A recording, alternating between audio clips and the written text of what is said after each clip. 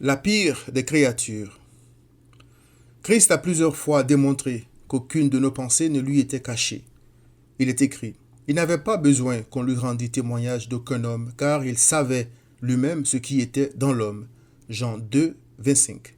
Prenons l'exemple suivant. Il est écrit, et voici on lui amena un paralytique couché sur un lit. Jésus, voyant leur foi, dit au paralytique, prends courage, mon enfant, tes péchés te sont pardonnés. Sur quoi quelques scribes dirent aux dedans d'eux, cet homme blasphème. Et Jésus, connaissant leurs pensées, dit, pourquoi avez-vous de mauvaises pensées dans vos cœurs? Matthieu 9, versets 2 à 4.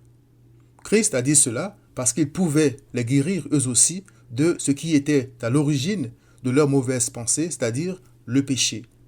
Mais au lieu de se laisser soigner, entre guillemets, par Christ, le Tout-Puissant, ces malades du péché essayaient plutôt de se justifier, comme nous tous.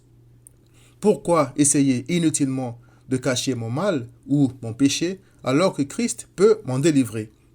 Pourquoi l'homme croit-il que son péché est un secret alors qu'il est écrit « Nulle créature n'est cachée devant lui, mais tout est à nu et à découvert aux yeux de celui à qui nous devons rendre compte », c'est-à-dire Christ. Hébreux 4, verset 13.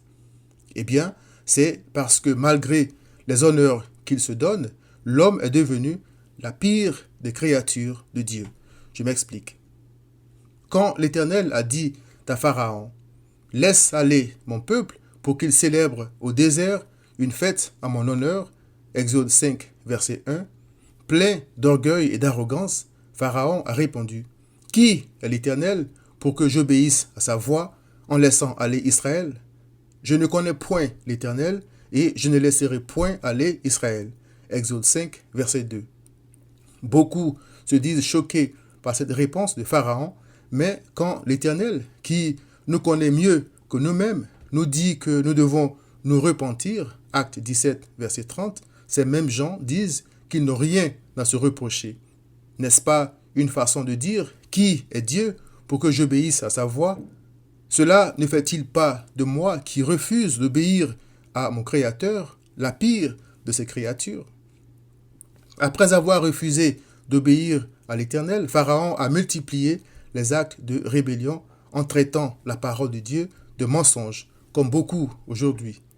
Pharaon a dit « Que l'on charge de travail ces gens, qu'ils s'en occupent, et ils ne prendront plus garde à des paroles de mensonge. » Exode 5, verset 9. Quand un animal est capable de reconnaître son maître et de courir vers lui quand il l'appelle, et que l'homme contredit son créateur en disant qu'il n'a pas de péché, n'est-il pas pire que l'animal? À l'image du péché qui endurcit et tient l'homme captif, Pharaon tenait Israël captif et refusait de libérer le peuple de Dieu. Pour délivrer ses captifs, l'Éternel avait décidé de juger Pharaon.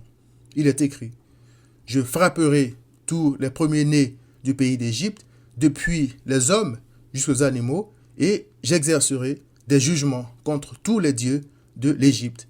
Je suis l'Éternel. » Exode 12, verset 12.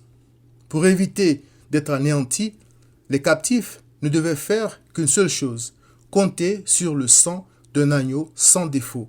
Exode 12, verset 5.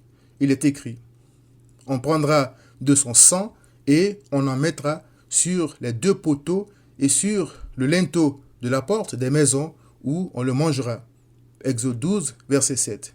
Il est aussi écrit, « Le sang vous servira de signe sur les maisons où vous serez. Je verrai le sang et je passerai par-dessus vous, et il n'y aura point de plaie qui vous détruise quand je frapperai le pays d'Égypte. » Verset 13. Cet agneau était une image de Christ, le don de l'Éternel pour la délivrance des captifs du péché qui croient. L'Éternel a donné Christ afin que quiconque croit en lui ne périsse pas, mais qu'il ait la vie éternelle. Jean 3, 16. Si nous disons que nous n'avons pas de péché, nous nous séduisons nous-mêmes et la vérité n'est point en nous. Si nous confessons nos péchés, il est fidèle et juste pour nous les pardonner et pour nous purifier de toute iniquité.